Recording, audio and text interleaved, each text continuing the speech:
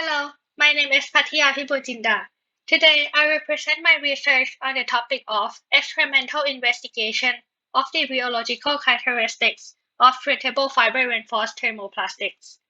My mentor is Dr. Eduardo Barocio, and this research is conducted under Composite Manufacturing and Simulation Center.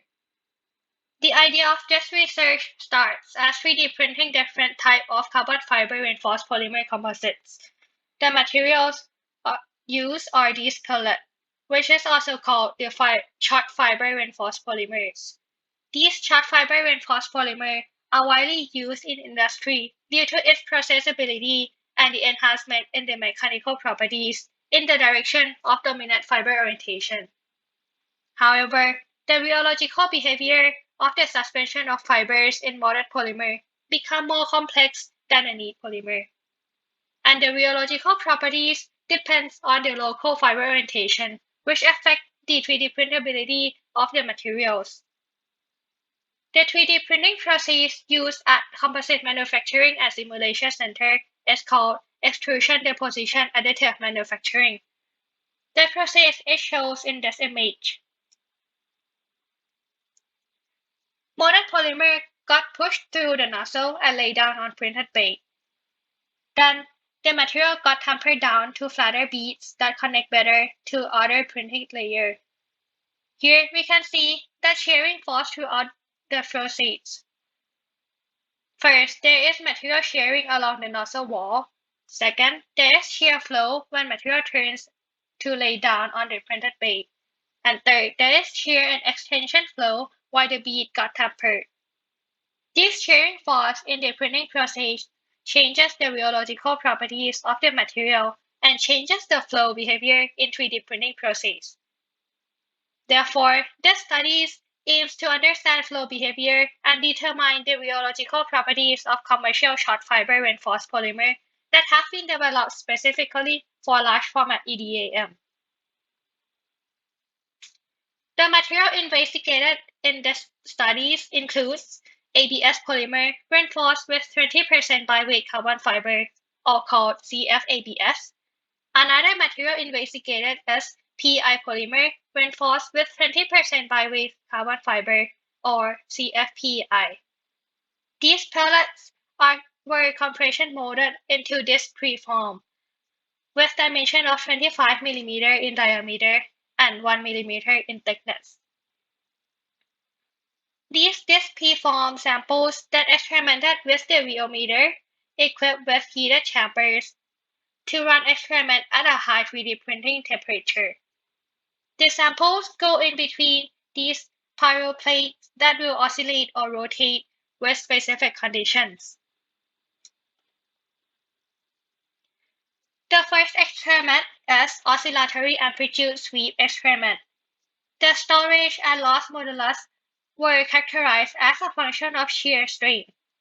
From this experiment, the linear viscoelastic regime for both materials is over 0.1% strain, or is labeled here.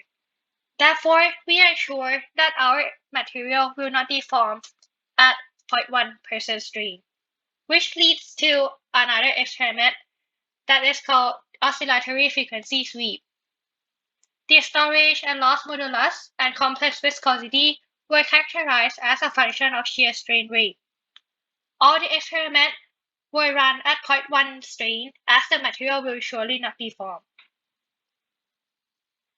From the storage and loss modulus data, our 3D printing materials, both CFABS and CFPI, are viscoelastic material that have both viscous and elastic behavior.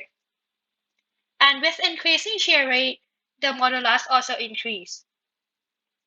Diving down to complex viscosity over shear rate data, both materials show shear thinning behavior, that is, viscosity drops as increasing shear rate. Fitting these data into the power law model, which is this equation, we can find the shear thinning index, or N. The results show that the CFABS has lower shear thinning index compared to CFPI. For lower straightening index material, viscosity drops with larger magnitude as increasing shear strain rate. Another experiment is steady state sweep.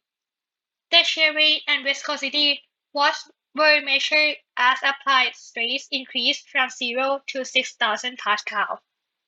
The data shows that CFABS has higher yield strength than CFPAI. The yield strength of material is a critical parameter to start and stop the flow. To start the flow, force applied is required to be larger than the flow that material resets, which is determined by yield strength.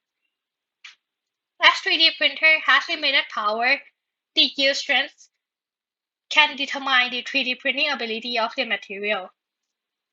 For flow to stop, resisting force needs to be larger than gravitational force that allows material to cut off inside nozzle. The flow stops faster for material with higher yield strength. In conclusion, the 3D printability of material in EDAM is determined by rheological properties. This study characterized the rheological response of two commercial short fiber reinforced polymers that have been developed specifically for large format EDAM. The 3D printable range of modulus, complex viscosity, and yield strength were determined.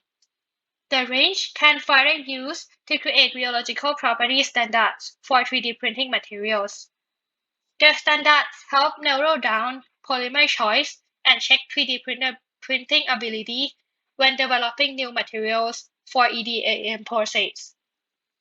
With these standards, it will cut a lot of cost and cut a lot of time when developing new materials. And thank you so much for listening.